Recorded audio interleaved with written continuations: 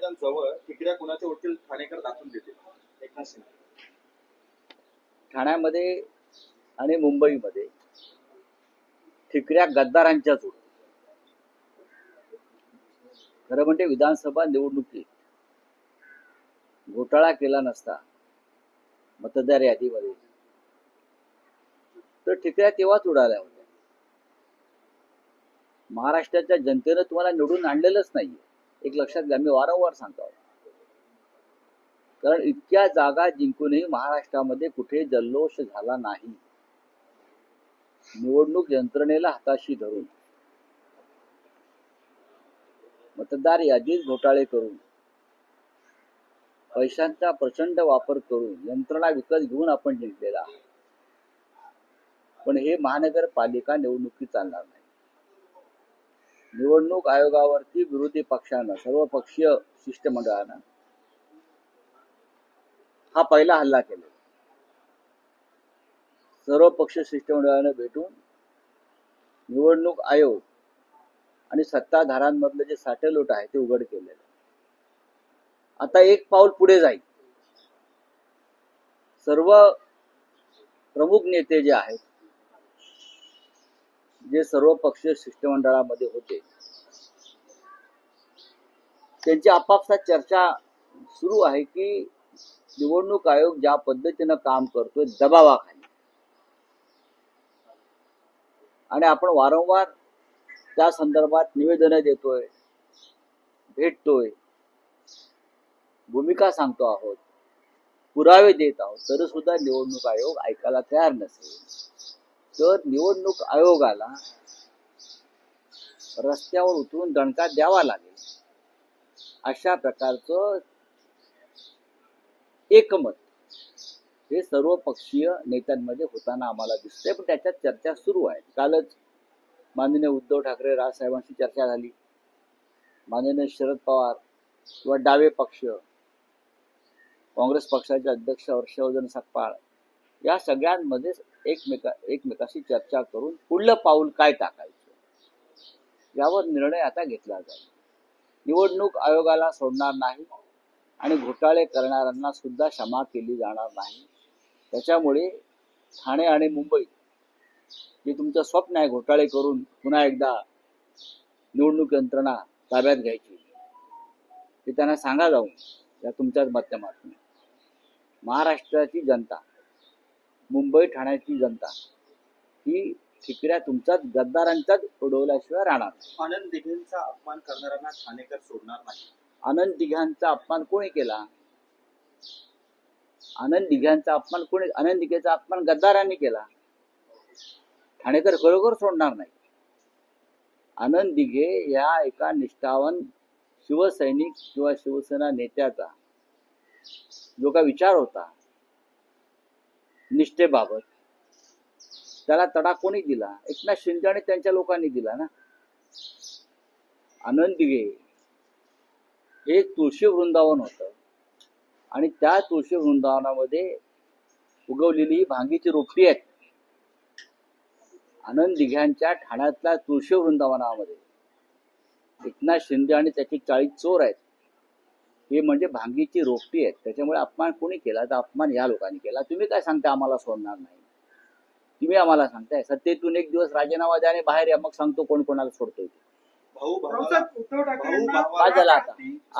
उद्धव ठाकरेंना कोणाच्या हाती स्टेरिंग द्यायचं तेच कळाना. त्यांचा ड्रायव्हर सारखा बदलतो असा टोला श्रीकांत शिंदेने लगावला. पुढे काय? गिरिराज सिंह ने मुस्लिम लोग को नमक हराम कहा है. जो गिरिराज सिंह ने अगर किसी को नमक हराम कहा है, उसका मतलब कोई नमक हराम नहीं होता है ना.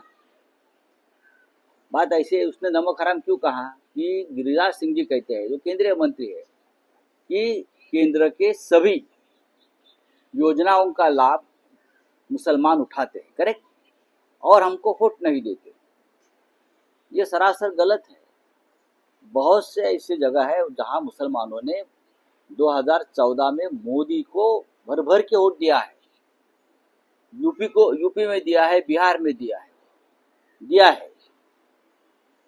तो आप उनको नमक हराम, आपको वोट नहीं दिया इसलिए आप आपके नमक हराम है देश के हो. आपको अधिकार किसने दिया किसी एक जाति को? तो आपको तो इस देश में बड़ी संख्या में हिंदुओं ने वोट नहीं दिया है। महाराष्ट्र में नहीं दिया लोकसभा में वोट, बंगाल में नहीं दिया है, केरल में नहीं दिया है, जम्मू कश्मीर में नहीं दिया है, कर्नाटक में नहीं दिया है। तो क्या हिंदुओं को भी आप नमक हराम कहेंगे मिस्टर गिरिराज सिंह? आप वोट चोरी करके चुनकर आए हैं, आपको तो हिंदुओं ने भी वोट नहीं दिया है। तो क्या आप मुसलमानों के साथ जिस हिंदुओं का नमक आप खाते हो सत्ता का, आप उनको भी नमक हराम कहेंगे क्या? इस प्रकार की भाषा का इस्तेमाल अगर कोई केंद्रीय मंत्री करता है तो मोदी जी ने उसको तुरंत मंत्रिमंडल से हटाना चाहिए। किसी व्यक्ति को, जाति को, धर्म को आप नमक हराम इस प्रकार से नहीं कह सकते, समझा? हाँ राहुल सर, कुंभमेळ्यामध्ये पुरोहित उपलब्ध व्हावे म्हणून वैदिक विधीसाठी आता अभ्यासक्रम सुरू करतायत ITI मध्ये. राज्य सरकारने हा निर्णय घेतलेला आहे. राज्य सरकार बघून घे ना. सर मनसेचा आज गोरेगावमध्ये मेळावा आहे, त्याचा वाटा आपण. SIR पे चुकी है. हाँ? मनसेचा मेळावा आहे. अमित शाह ने कहा है कि राहुल गांधी SIR पे चुप क्यों है? कहाँ चुप है? हम चुप नहीं है, न राहुल गांधी जी चुप है। उस मामले में सबसे बड़ा आंदोलन तो राहुल गांधी जी ने किया था। अब बिहार का नतीजा आने के बाद अमित शाह जी चुप हो जाएंगे। अब देखिए अमित शाह जी क्या बोलते हैं क्या नहीं बोलते उसका ऊपर देश नहीं चलेगा। आप सिर्फ देश के गृह मंत्री है, आपके पास सत्ता है, आपके पास पुलिस CBI ED है, इसलिए आपकी बात सुनी जाती है। चलिए, थैंक यू। महाराष्ट्रामध्ये मोठ्या प्रमाणात फटाक्याची आतिषबाजी होते. तिकडच्या रहिवाशांनी मागणी केली आहे की उच्च न्यायालयाचं उल्लंघन करतायत, कठोरात कठोर कारवाई करा अशी मागणी केलेली आहे तिकडच्या रहिवाशांनी. करू द्या ना मागणी. मला असं वाटत नाही रहिवाशांनी अशी कोणी मागणी केली असेल. शिवाजी पार्कला बहुसंख्य मराठी आणि हिंदू बांधव आहेत. दिवाळी आमचा सगळ्यांचा सण आहे. तो का काळोखात साजरा करायचा का? तो काळोखात साजरा करायचा का? संपूर्ण काल आम्ही पाहिलं की उद्धवजी, राजजी, दोन्ही पक्षाचे कार्यकर्ते, मराठी बांधव मोठ्या संख्येने शिवाजी पार्कला उपस्थित होते. हा, दीपोत्सव होता. आकाशामध्ये फटाक्यांची रोषणाई केली ना, वाजले फटाके थोडा काळ. त्यात एवढं वाईट वाटून घ्यायचं कसलं? पर्यावरण बिघडत आहे. पर्यावरण बिघडाव्या अशा अनेक गोष्टी राज्यात आणि देशामध्ये घडतात, त्याच्यावर बोला. आमच्या सणांवर बोलू नका. ठीक आहे रे, जाऊ दे रे. कोण बोलतो? आ बोलू द्या ना, चला पुण्यामध्ये जाऊ दे रे. हा इकडे नाही तर फुसक्या लवंग्या आहेत असं देखील एकनाथ शिंदे म्हणतात. बघा, एकनाथ शिंदेची भिजलेली फटाका है, उसका फुसका फटाका भी नहीं है, लवंगा भी नहीं है, समझा क्या? एकनाथ शिंदे क्या बोल रहे हैं? बिजलेला फटाका है, लवंगा, उसको क्या मालूम है क्या फटाका है? शिवसेना की पावर जो उद्धव ठाकरे ने उनको दिया ना, वो अब तक बज रहा है. नहीं तो कौन एकनाथ शिंदे है? मुझे बताइए. उनको जो पावर मिला है बाला साहब ठाकरे ने नहीं दिया है एकनाथ शिंदे को. उनको पूरा पावर अब तक उद्धव ठाकरे जी ने दिया था, उसके ऊपर उनका फटाका बज रहा है अब तक. जिस दिन मुंबई और ठाणे महानगर पालिका के नतीजे आ जाएंगे, ये ठाणे मुंबई छोड़कर भाग जाएंगे सब लोग. अब देखो क्या होता है. करो ना लड़ाई हमसे, फिर लड़ाई करो. ये पैसे की लड़ाई मत करो, सत्ता की लड़ाई मत करो. आप रियल शिवसेना के गुंडे हो, हाँ मैं गुंडा हूं, तो गुंडे जैसा सामने आकर बात करो, समझा ना? हाँ, तो सत्ता के पीछे छुपकर, पुलिस के पीछे छुपकर मत बात करो, छोड़ दो. चलिए.